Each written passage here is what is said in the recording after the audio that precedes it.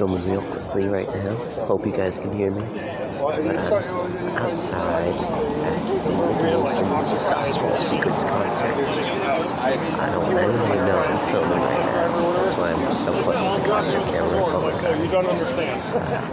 But right now, It'll take you 45 minutes to get there. I'm dressed up as Roger Waters. And it's super funny, hilarious joke. I swear to God, if I run back this footage and you can't hear me, well then my face is already way too close to the camera. If you guys can't hear me, then this is, there's no point to this. See ya after the show. Heyo. We in the show, look at that. Turn the camera around, I want to see our faces. It's me, Columbo. I don't know if you've ever heard of me because you're stupid Pink Floyd fans. They lost their idea. I lost my idea. They can't prove that they're Columbo. For the life of me, I just can't find it. I don't know what's going on. I lost my cigar too. I feel like I'm just dropping things. It wouldn't matter anyways because, you know, they don't really let you smoke. They probably wouldn't allow it. But anyways, look at the blue lights. This looks like some of the patterns they have on the earlier Holy shit, is that Nick up there? Oh my god. It doesn't look like there's anybody. We have the worst seat in the house. There's nobody. It's just like tech guys and security guards up there. Yeah, it's just tech guys, I guess. That guy's like feeling with the amp over there. But anyways, this is... Wait, he just gave somebody a hug. Only Nick Mason has a wife. Only Nick Mason is a married person. So anyways, I have literally no clue if you can even hear me right now, but I'll see you later. Alright. Welcome back, Menaces. Today is November the 1st. Today is Dia de los Muertos in Mexico, where they celebrate that stuff. But up here, it's just the day of all the sadness, because yesterday was Halloween. Now, I may look like I don't have any life experiences. And that's true. I hadn't gone to a single concert until yesterday, the 31st. Nicholas Mason, I don't know what his middle name is, so I'm going to say Nicholas Berkeley Mason, and hope that's correct. He and his band, the Saucerful Secrets, or as they're actually called, Nick Mason Saucerful Secrets, came probably as close to me as they're ever going to get, so I went to see their show on Halloween, the spookiest day of the year, and here is my opinion, or here are my opinions. 1, we get into the theater, the line when the video at the beginning of this video, the little clip I played, I filmed that while I was in line. The line wrapped around the side of the building, and yet it only took like 5 minutes to get to there. It was a very fast moving line. The security guard, he wanted people in. He was just, I'm not being very clear right now, but imagine what the security guard was doing the security stuff. This is what they're like.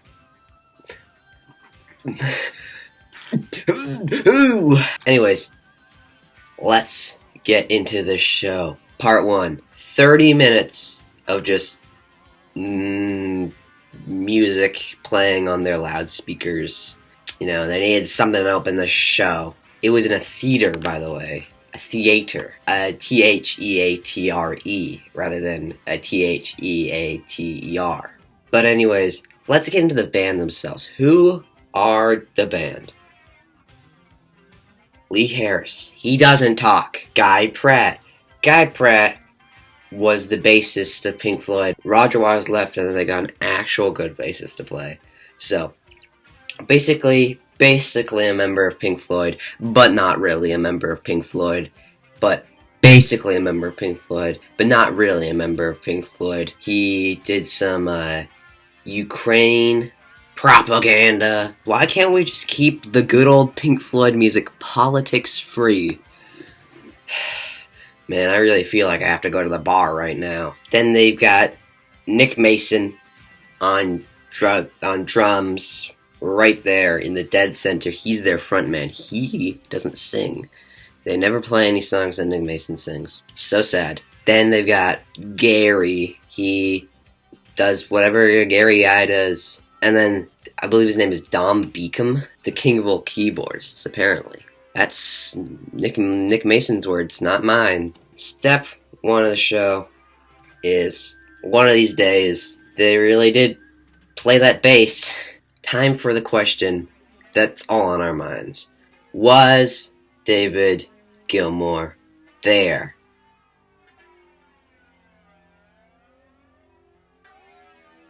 I mean, I'm disappointed. Nobody said he was gonna show up, but he was kinda was supposed to do it. He just had to do it. What is any live show without David Berkeley Gilmour? The next song they played was Arnold Lane. I thought it was a Stormy Domain when they were starting it. I was wrong. To be fair, they're the same song, not different at all. And of course, they did the obligatory Syd Barrett slideshow and talked about stuff. They played Vegetable Man, and they talked all about how Pink Floyd never played Vegetable Man, Roger Waters never played Vegetable Man, Syd Barrett never played Vegetable Man. Well, he never. Basically, they went on, and they were like, we are the only people who are playing live Vegetable Man. So, I guess it's good that I get to see the exclusive live performance of Vegetable Man. Anyways, time for the question we're all on our lot. Time for the question we all have on our minds. How many times did they make fun of Roger Waters? 1, Nick Mason made fun of him, that he wasn't allowed to play the gong. Set the controls to the hour of the sun. That's 1. Nick Mason made fun of him for killing judges. That's 2. Gary made fun of the thing he does to open his shows. 3. 3 cases of Roger Waters slander. I'm on setlist.fm right now. I don't even remember what they played. Oh, and then they played Fearless. Gary, their vocalist, so British.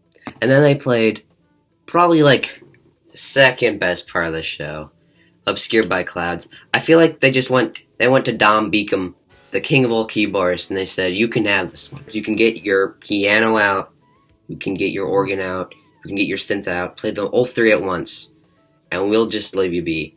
And I knew it was gonna happen, but it was still when it happened, when they transitioned into When You're In, second best part of the show, for sure. Candy in a Currant Bun. Now remember the thing I mentioned about Nick Mason? He said that Roger Waters was going to kill judges. That was actually from the whole big thing he did after Candy and Currant Bun. Surprise number uno of the show, they stopped the entire song just to sing the old lyrics. If you watched my Iceberg video, or you just sort of have some general knowledge of unreleased Pink Floyd songs, you know that the original lyrics were changed from Let's Roll Another One. They stopped the whole show and they went, Let's roll another one. It was awesome. And of course they played Vegetable Man. Exclusive VIP, I hate to brag, but the Estonian Pink Floyd isn't doing it. Anyways, time to ask the question that is all on our minds. Did they have a moment of silence for Richard Wright? No, they had a moment of cheering for Richard Wright. Then they played If and If Part 2 with some neat Adam Hart Mother in the middle. Let me just say, Funky Dung is so loud. Love to hear a good, nice rock performance of Adam Hart Mother. Although it would probably be really cool if they could get like a whole symphony out. That'd be awesome. I mentioned they did the whole thing for Rick. They then played Remember a Day, which was fine. This was the part where I started to get a little bored. Remember a Day, if you've watched my review for Sassuolo Secrets, you know it's not particularly a favorite of mine. Which It's fine that I got a little bored at this time because the last song for set 1 was Set the Controls for the Heart of the Sun and had an amazing introduction. Just if there's one thing that everyone knows about Roger Waters is that he likes playing that gong. And Nick Mason, he went on a whole speech. He said, I have to watch Roger Waters play this gong every single time we perform this song live. I had to watch him beat that gong to a pulp. And he never let me touch it. And now I've got my own gong. And he banged that gong so much that they had to come in and tune it afterwards. They never touched the gong for the rest of the show. He banged it so hard. They are currently fixing the gong.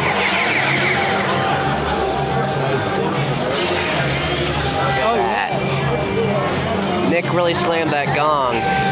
Time for the question that's been on everyone's mind.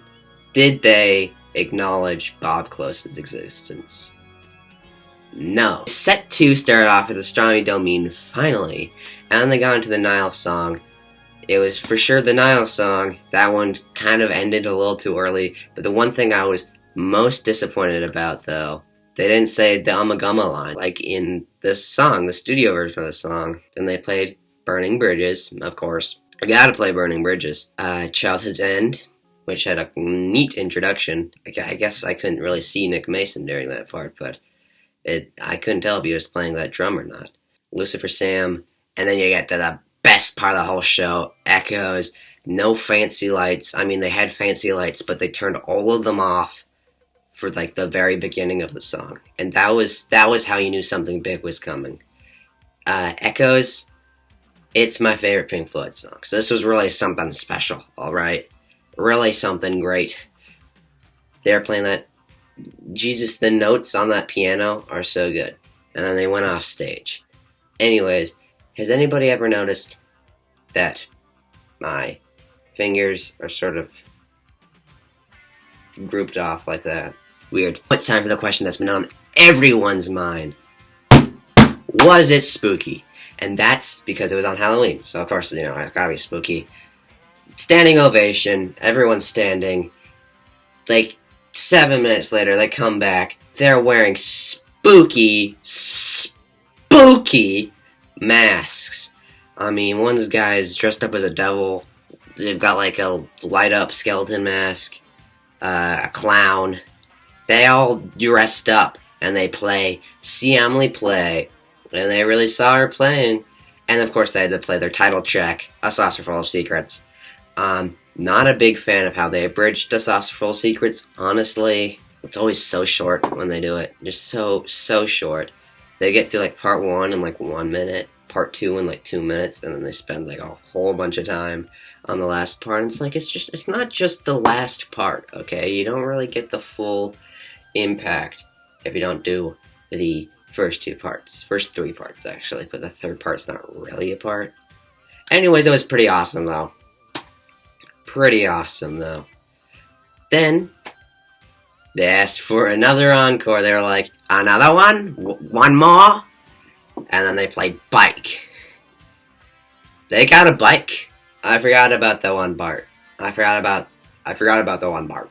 In Canyon Current Bun, or Let's Roll Another One. Can they decide? I don't know. But there's a part in the original where, for some reason, during the chorus, where Sid Barrett's like, drive me wild, give someone, you drive me wild. Nick Mason is in the background and goes, drive me wild. This time, stopped the entire song. Nick Mason just started, gibbering into the mic. But, was it good? Yeah, it was pretty good. I like Echoes. Love Echoes. So it's guaranteed great. Anyways, I'd give it a 8 out of 10. I don't really have anything to compare it to. Maybe I can sort of imagine a Justin Timberlake concert in my head. I'm thinking. I'm sort of making like a computer simulation in my head of a Justin Timberlake concert. And then I can sort of compare the two. I'm giving this an 8 out of 10. Anyways, Nick Mason. It's time to rank all the members of the band. Number 5, you got Lee Harris. He doesn't talk. I mean, I guess he gets some credit because it was his idea, apparently, but he doesn't talk. Okay, so, like, boring. Then it's Gary. I mean, I like Gary, but he's just too British. Then it would be Dom Beacom. Rank him that high just based on I'm Scared by Clouds alone. 4 no.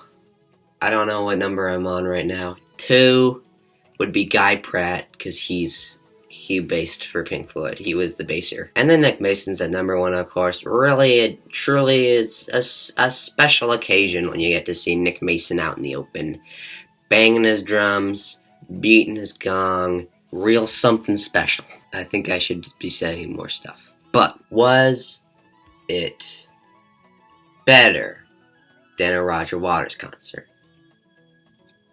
Yes. Here we